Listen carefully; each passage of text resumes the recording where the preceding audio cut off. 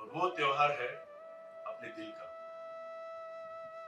जो दिल की बात होती है ना, वो त्योहार कुछ अलग ही होता है, उसके रंग अलग होते हैं। लेकिन वो बात जब तक दिल तक पहुंचेगी तब तक वो रंग उड़ जाते हैं। तो रंग ना उड़े इसलिए क्या करना चाहिए उसके बारे में बात करते हैं। मैं बात करने वाला हूं, एक सेशन शशिकांत सर ने लिया था जब उन्होंने कहा था कि आपके लाइफ में एक लाइन होनी चाहिए जिसके ऊपर आप चलोगे। एक लाइन आपकी लाइफ में होनी चाहिए जिसके ऊपर आप चलोगे।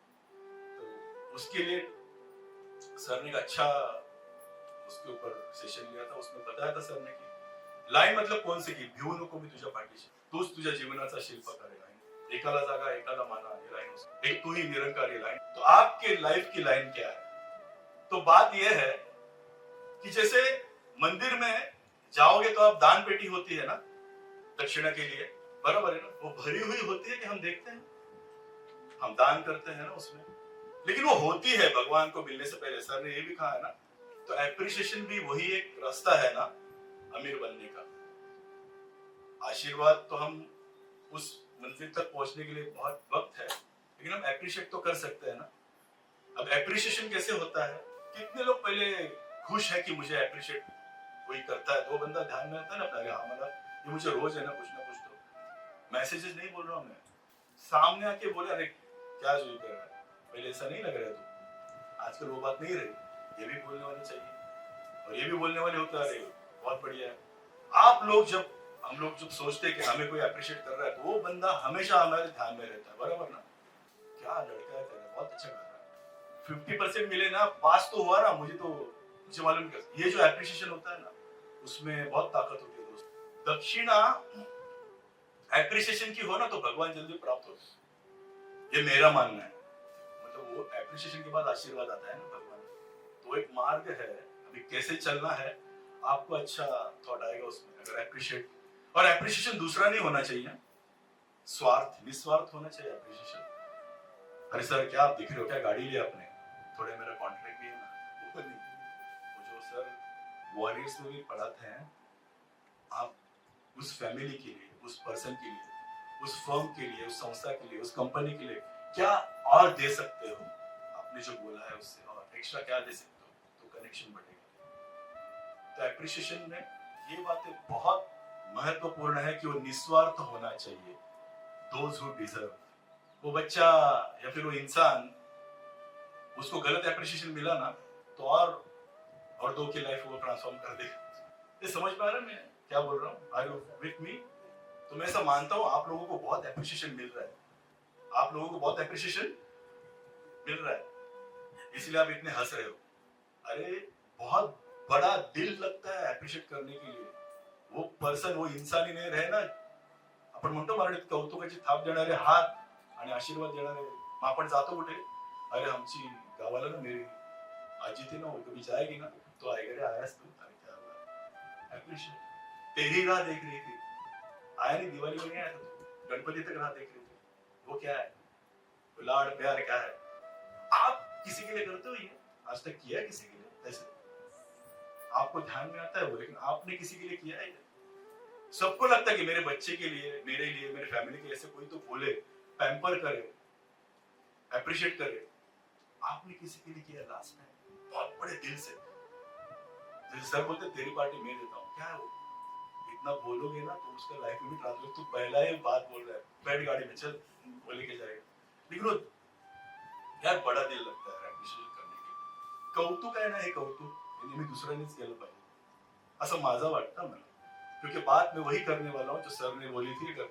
मनाची श्रीमंती, दिल अमीर होना चाहिए पहले, तो फिर वो दिल अमीर होगा ना तो अपने सामने जो दान पेटी रखी है ना, तो भगवान तक बराबर जाएगी दान, वो क्रॉस ओवर करके भगवान के पास जाएगा दान।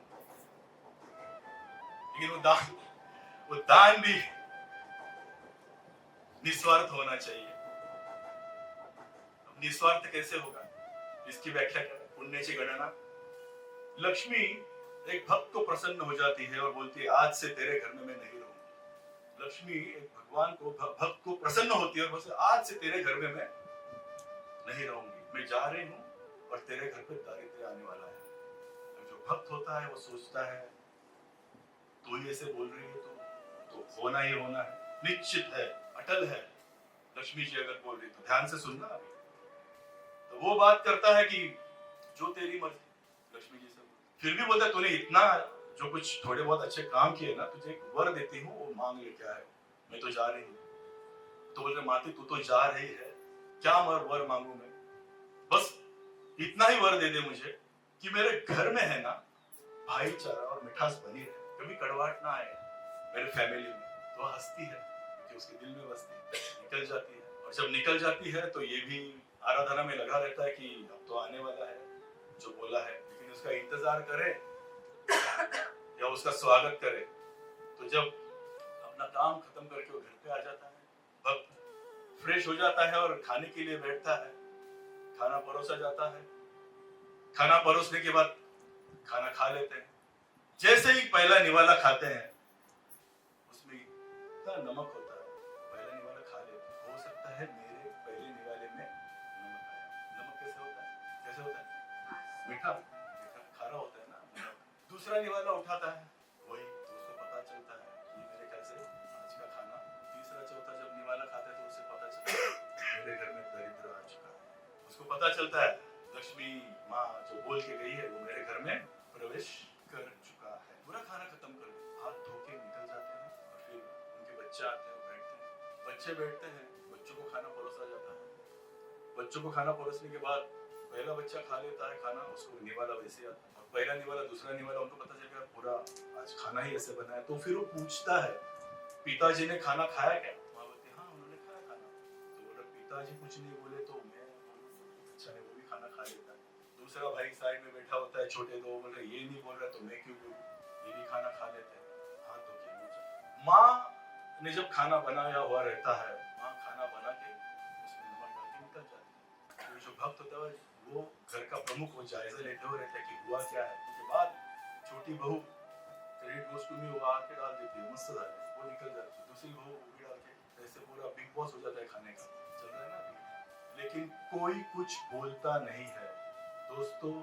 मालूम होते हुए भी मेरे घर में दरिद्र आ चुका है, दरिद्री आ चुकी है। तो भक्त ने इतना पेशेंस दिखाया, उन्होंने मांगा तो क्या मांगा कि मेरे घर में भाईचारा और मिठास बनी है, एप्रिशिएशन। क्या खाना बना है आज।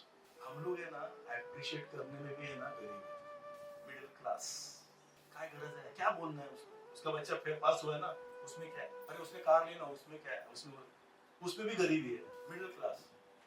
वो दिल ही बड़ा नहीं है ना एप्रिशिएट करने के लिए। मैं ये नहीं बोल रहा हूँ दरिद्र का लक्षण है, मैंने बस वो एग्जांपल दिया वो कैसे आता है और आपको कैसे उसके साथ बिहेव करना है। साढ़े साथी की बात तो अलग है।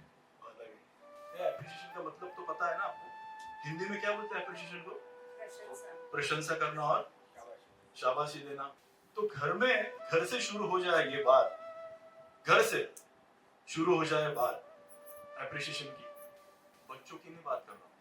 कभी बोला है बीवी को अरे काय जीवन बनवला आज मस्त, डर के मारे नहीं बोल रहा हूँ। कभी बोला है बहन को, या फिर कभी किसी के घर पे गए हो तो कभी बोला है क्या बढ़िया है। बोलना चाहिए ना, जो चीज बोलते नहीं हो ना, फक्त दुःखाने गाराने। 14 वर्ष वनवास, सीतेला दिली पळवून, रावण आला, बाकी कुछ नहीं हुआ। रामायण महाभारत हुआ है ना, वो भी तो देखो। 10 बाय 10 के रूम में ना चौल में जो होता है ना एप्रिशिएशन, एक कटोरी वहां से आ जाती है, यहाँ से एक जाती है, वो रिवाज है ना। कभी दरिद्र नहीं लिखेगा वहां, लिखा तो प्रसाद होता है ना जाता है। मैं कनेक्ट कर रहा हूँ दोनों।